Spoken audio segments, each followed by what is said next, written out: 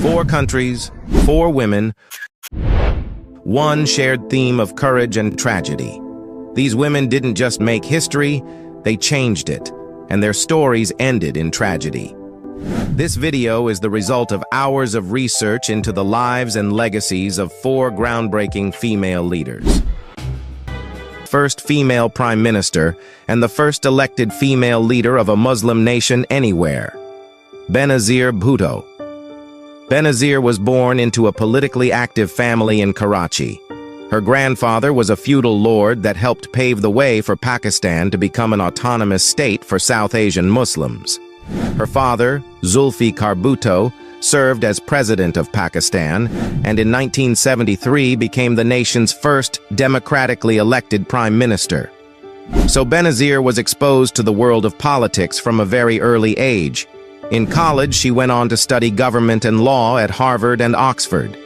This is where she began shaping her own worldview, one that focused on democratic principles, liberalization, and women's rights. If the Pakistan People's Party was given a chance, we would naturally take measures, socio-economic measures, which we feel would be for the well-being of our people. We would concentrate on economics, we would concentrate on literacy, and we would try to mend the mistakes of the military regime and build bridges which can take our people on to a better society, a happier society, where there are fundamental human rights and a person has self-respect and dignity.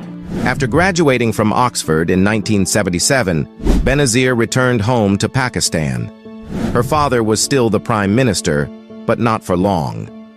In July of that year, a military general, Muhammad Zia al-Haq, who was appointed by her father, staged a coup and declared martial law. He placed Zulfikar Bhutto under arrest and his family under house arrest. The general became president and by many accounts turned the government into a brutal military dictatorship. In 1979, things got even worse. The former Prime Minister Bhutto was convicted of ordering the murder of his political opponents, accusations his party and family still deny. He was hanged by the government in April of 1979. Benazir, 26 years old at the time, and her mother both continued to fight for democracy after his death, but it would be a long-fought battle. Her mother became the new leader of the Pakistan People's Party. They focused their attention on calling out the military government while creating their own political platform. In 1984, after being detained several times, Benazir returned to the United Kingdom, where she became the party's leader in exile. 2 years later, she returned to Pakistan with clear goals in mind. She wanted the dictatorship that killed her father to come to an end, and she wanted free and fair elections to take place in Pakistan. She began campaigning for nationwide elections that year. As this was all happening in late 1987, she agreed to an arranged marriage to Asif Ali Zardari, and she stayed on the campaign trail. Then in August 1988, months before elections were held, a mysterious plane crash killed the nation's dictator, General Muhammad Zia. The unexpected event smoothed the way for the popular star to rise to power.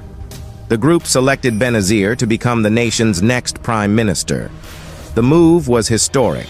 She became not only the first female leader of Pakistan, but the first elected female leader of a Muslim nation anywhere. Her party promised to run the country on socialist principles and to improve the lives of women by repealing laws that restricted their freedom. But as Benazir quickly learned, gaining power and being in power were 2 different challenges. Although her party won a majority of seats in parliament, they still faced a significant conservative opposition that made legislative moves difficult. Her government wasn't able to pass any legislation in the first 14 months in office, other than a budget. On top of not being able to deliver on her campaign promises, her party's government stank of corruption scandals. After coming to power, one of the PPP's first acts was to bribe and threaten legislators in Punjab to target Bhutto's main opposition, Nawaz Sharif. Sharif was a government official who had close ties to the former dictatorship. Remember that name. Accusations of corruption also swept through her cabinet. and were even made against her husband, who became known as Mr. 10%, for allegedly extorting that percentage from people seeking to do business with the government. Only 2 years after coming to power, Bhutto's government was dismissed by the president over alleged rampant corruption, and her husband spent 2 years in prison. Her opponent, Nawaz Sharif, who I mentioned earlier, campaigned on an anti-corruption platform and became prime minister after her dismissal. For the most part, she managed to hold on to her popularity, even as she defended herself from misconduct charges in court. But in 1993, she would get her chance again. Prime Minister Sharif was dismissed for his own corruption scandals that year, and Benazir once again became Prime Minister of Pakistan, this time by a much thinner margin. She didn't have a working majority in the parliament, and again was still unable to achieve much, even in her second term. She also had to significantly raise taxes in the country to repay its huge debt to the International Monetary Fund. The tax increases made the public discontent. Then another corruption scandal involving her husband shook her administration. In 1996, she was dismissed from office, and Nawaz Sharif, the former prime minister, became prime minister again. Bhutto left Pakistan on self-imposed exile as she faced corruption charges. In 1999, while still away from Pakistan, she was convicted and sentenced to 3 years in prison. During this time, another military coup ousted Prime Minister Sharif. General Pervez Musharraf became the new leader of Pakistan. According to experts, another brutal dictatorship had established itself.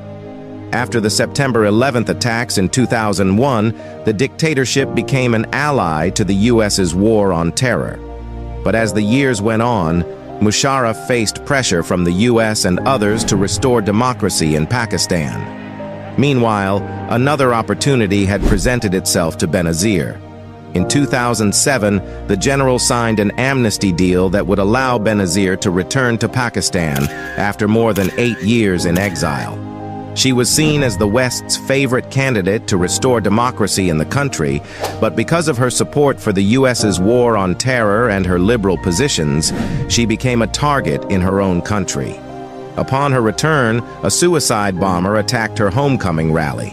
Nearly 140 people were killed in the attack, but Bhutto managed to survive. Bhutto remained defiant and continued to campaign for democracy despite the threat. But she didn't survive too much longer. After leaving a rally, Bhutto emerged from the top of her bomb-proof vehicle to wave to supporters. Moments later, she was shot at close range, and then a bomb went off. She was taken to the hospital, but later died from her wounds. Mystery has surrounded her death nearly a decade later. There have been many conspiracy theories. Benazir Bhutto led for a period of 5 years in total, and was assassinated at the age of 54. Following Benazir Bhutto, we then transition to the life of Prime Minister, who was assassinated by her own security guards. She was an Indian stateswoman, and to date, the only female Prime Minister of India. Indira Gandhi. She was born on November 19, 1917, in Allahabad, India. Her father's name was Jawaharlal Nehru, and mother's name was Kamala Nehru. Her father was independent India's first prime minister, and mother was a freedom fighter. She attained her preliminary education at home, then attended school to complete her matriculation. Indira was enrolled at the Viswa Bharati University in Calcutta, but had to leave due to the ailing health of her mother in Europe. Post the death of her mother, Indira attended University of Oxford in Britain, where she studied history, political science, and economics. However, due to her constant ill health, she returned to India without completing her degree. She got married to Faraz Gandhi on March 26, 1942. They got 2 sons, named Rajiv Gandhi and Sanjay Gandhi. After the death of her father in 1964, Indira Gandhi was appointed as a member of the Rajya Sabha. She also became one of the members of Lal Bahadur Shastri's cabinet, serving as the Minister of Information and Broadcasting. After the death of Lal Bahadur Shastri, Indira Gandhi became the Prime Minister of India in January 1966. During her term as Prime Minister, Gandhi brought about a radical change in the country's economic, political, international, and national policies. She included the nationalization of 14 major commercial banks: coal, steel, copper, refining, cotton textiles, and insurance industries. She even nationalized the oil companies after the 1971 war against Pakistan, when India faced oil crises. In 1971, Gandhi supported the East Pakistan in the Pakistan Civil War, which led to the formation of Bangladesh-Pakistan War. Gandhi also brought social reforms by introducing clauses in the Indian Constitution related to wages, equal pay for equal work, to both men and women. After the 1971 elections, the opposition parties accused her of using unlawful methods and electoral fraud to win the elections. Allahabad High Court found Gandhi guilty. On June 1975, the court declared the elections null and void and unseated Indira Gandhi from the Lok Sabha. Additionally, she was banned from contesting for the next 6 years. Following internal crises and strikes, President Fakhreddin Ahmed declared a state of emergency. This emergency lasted for 21 months, beginning in June 1975 and ending in March 1977. During this period, Gandhi was granted the authority to rule by decree. Gandhi subsequently extended the state of emergency twice before the elections in March 1977. The election results dealt a significant blow to the Congress Party, which secured only 153 seats. Both Indira Gandhi and her son, Sanjay Gandhi, lost their parliamentary seats. Subsequently, they were arrested on charges of conspiring to eliminate opposition leaders during the emergency period. However, the following year, Indira Gandhi won a seat in the Lok Sabha, the lower house of parliament. By 1980, she had made a political comeback and returned to power as prime minister. A tragic event known as Operation Blue Star took place. In this operation, the Indian Army entered Amritsar's Golden Temple, the holiest Sikh shrine, to flush out separatists residing in the premises. While successful in its intended objectives, it caused great damage to the temple and killed anywhere between a few hundred to 1,000 Sikh civilians. This enraged Sikhs worldwide, who saw Blue Star as an assault on their faith. The Prime Minister, who had ordered the operation, bore the brunt of the blame. Following Blue Star, Indira's security was beefed up. Although she rejected transferring her security over from the police to the army, commandos from the Indo-Tibetan Border Police were added to her protection team. Security around her family, especially her grandchildren, were increased. However, she refused to remove Sikhs from her protection detail. Around 9:10 a.m. on the morning of October 31, 1984, Indira Gandhi emerged from her official residence at New Delhi's Subdarjung Road. She was headed for her personal office in the adjoining bungalow at Wanakpur Road. She was accompanied by constables Naren Singh and Rameshwar Dayal, her personal secretary R.K. Dhawan, and her domestic help Natharam. As she walked down the garden path, Sub-Inspector Biyan Singh, a longtime member of Indira Security, detailed came forward. Constable Satwan Singh, a new recruit, was standing a few paces away. Unknowingly, he would fire 4 shots at point-blank range. Satwan Singh emptied his 30-round Sten gun clip at Indira Gandhi. The firing lasted about 25 seconds, during which Indira Gandhi collapsed to the ground. Constable Dayal tried to lunge at the gunman and was shot in the thigh. After the shooting ended, both Ben Singh and Satwan Singh dropped their weapons and were quickly overpowered by Narendra Singh and a group of ITBP commandos who had arrived on the scene. Indira Gandhi's limp body was rushed to the hospital. After a 4-hour-long surgery during which doctors attempted to perform a miracle, she was declared dead at 2:23 p.m. Ben Singh was shot dead while in custody shortly after the assassination. Satwant was hanged 5 years later along with co-conspirator Kehar Singh. We'll explore the story of another female iconic leader who faced both triumphs and trials. Sheikh Hasina Mujeeb. Sheikh Hasina Mujeeb was first sworn in as Prime Minister in 1996. But even then, she understood Bangladesh's turbulent politics better than most. As the daughter of Sheikh Mujib Rahman, who was considered the country's founding father, her history was closely intertwined with that of her homeland. Sheikh Hasina was born in 1947. Back then, there was no Bangladesh. It was East Pakistan. She was born in a place called Gopalganj near Dhaka. She was the eldest of 5 children. By now, her father was an established politician. It had a downside, though. Sheikh Mujib was in jail a lot. The children saw very little of him.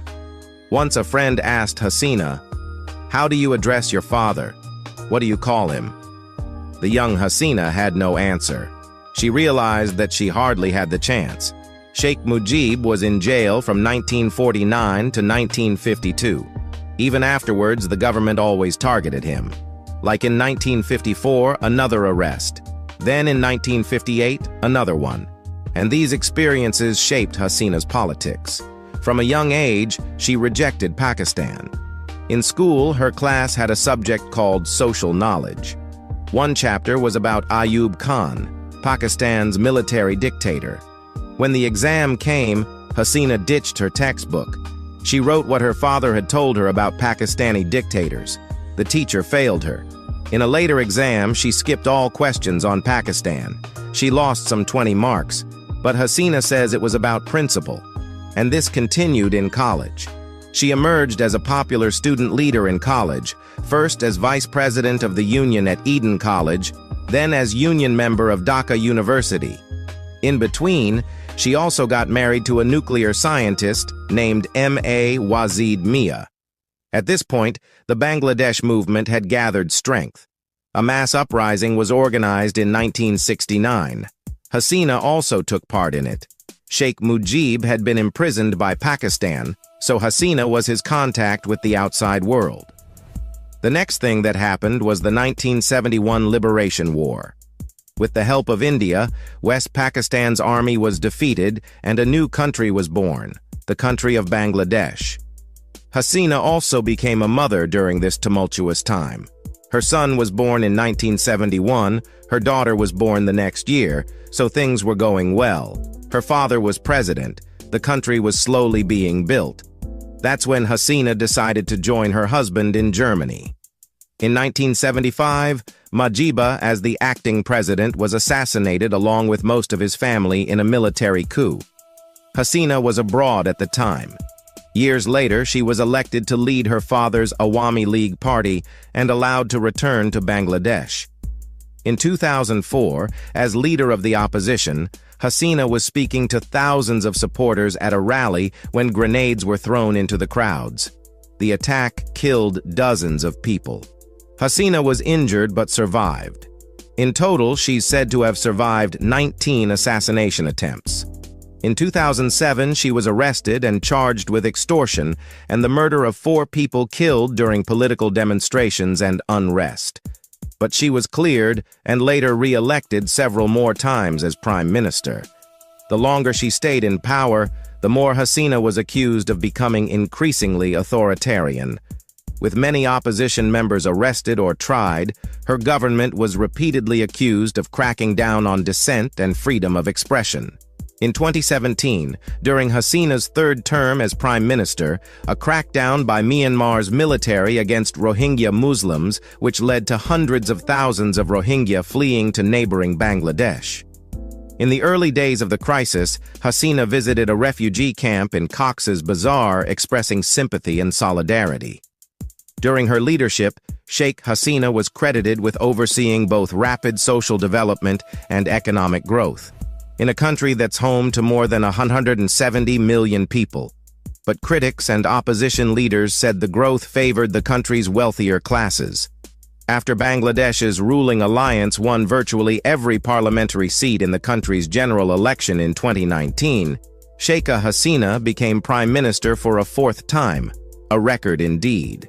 She promised to continue to develop Bangladesh's economy, but also attacked her rivals, the Bangladesh Nationalist Party, or BNP.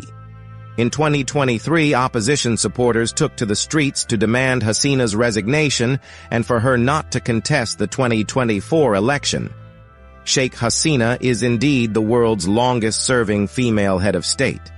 You cannot deny Bangladesh's rise on her watch, but you can question her methods to achieve this growth. What did she do wrong? Well, Hasina ruled Bangladesh with an iron grip. The opposition was under arrest. Parties were disqualified from contesting elections. Dissent was not tolerated. Institutions were captured. Media was controlled. Her rule took an authoritarian turn. The January elections this year made it evident. Sheikh Hasina won, but without any real competition, as the opposition boycotted the election. Bangladesh's economic growth, largely driven by the garment sector, faced significant challenges during the pandemic. Inflation soared, reaching nearly 9.5% by November last year, the highest in decades. Meanwhile, foreign debt doubled and foreign exchange reserves dropped. This economic turmoil also led to anti-government sentiment. People blamed Hasina for all of it. Those cries became louder this summer. Dhaka plunged into turmoil over a job quota system because 56% of government jobs in the country were reserved. So thousands of people took to the streets, mostly students, protesting against this reservation. The Prime Minister called them traitors and terrorists. The protests spread. Bangladesh's top court scrapped the quota, most of it. So reservation was out. But the protest did not end, because it was no longer about the quotas now. It was about Sheikh Hasina and her government. And the way Hasina responded made it even worse. She remained defiant. She refused to engage and cracked down hard. Hundreds of people died. Many more were arrested. It was the bloodiest in the country's history. There were clashes between the police and the protesters. Close to 100 people were killed in a single day.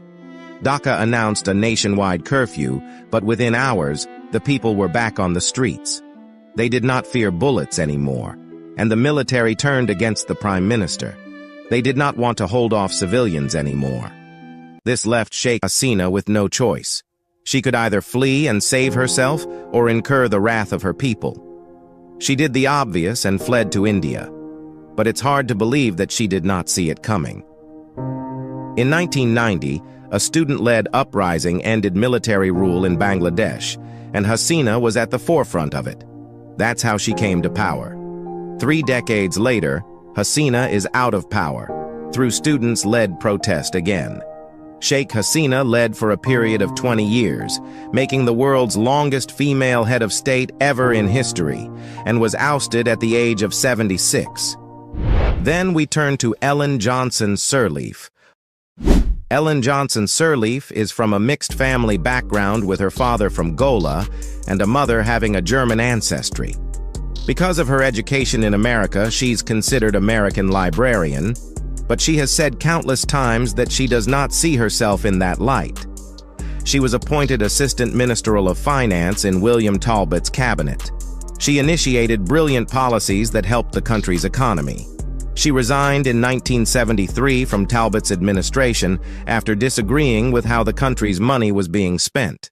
A military coup in 1980 overthrew the Talbot administration, leaving Johnson Sirleaf as one of the few high-ranking officials to not be executed.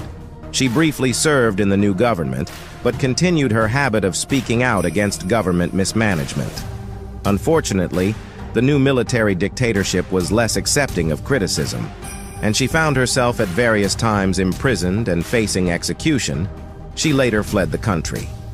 After moving to Washington, she worked for World Bank, and in 1981 moved to Kenya to serve as Vice President of the African Regional Office of Citibank. In 1992, she was appointed Director of the United Nations Development Program. Her interest in policies can be traced back to 1985, when she returned to Liberia to run as Vice President with Jackson Doe under Liberian Action Party. By August, she was placed under house arrest and, after later, sentenced to 10 years in prison for sedition. after found guilty of insulting members of the Samyadu government, but she was released following an outcry from the international community. She was stopped from running for vice presidency and then opted for a Senate seat in Montserrat County. By 1989, Liberia's civil war started, and Sirleaf raised money to support Taylor's opposition against Doe. She founded National Patriotic Front of Liberia with Taylor and Tomwe Uyu because of the part she played in the war. Those governments suggested that she should be banned from Liberia politics for 30 years. Years later, she was against Taylor's hand in the war. In 1996, ECOWAS intervened in the country's crisis, and Sirleaf returned to contest in the country's 1997 general election under the Unity Party, and she came second in an election marked by irregularities. She made known her discretion about the results that favored Taylor and was accused of treason. She was sent on exile to Abidjan. In 2005, she contested for the presidency under the same Unity Party. She was second to George Y., but in the runoff, she emerged winner. Her inauguration had to be delayed because Y rejected the results. But after investigations, she was inaugurated as the first female president in Liberia and Africa. And in 2010, she ran for second tenure, which sparked criticism from some supporters. But by 16th of January 2012, she was sworn into office for second term. Ellen Johnson Sirleaf's 12-year presidency is a tale of both triumph and disappointment. On one hand, she secured a lasting peace after the collapse of the previous dictatorship, expanded access to basic education, and championed women's rights. Her financial acumen brought substantial debt relief and foreign investment to Liberia, earning her a joint Nobel Peace Prize early in her tenure. However, her administration was heavily criticized for rampant corruption. High-ranking officials were frequently embroiled in bribery scandals, yet few were held accountable.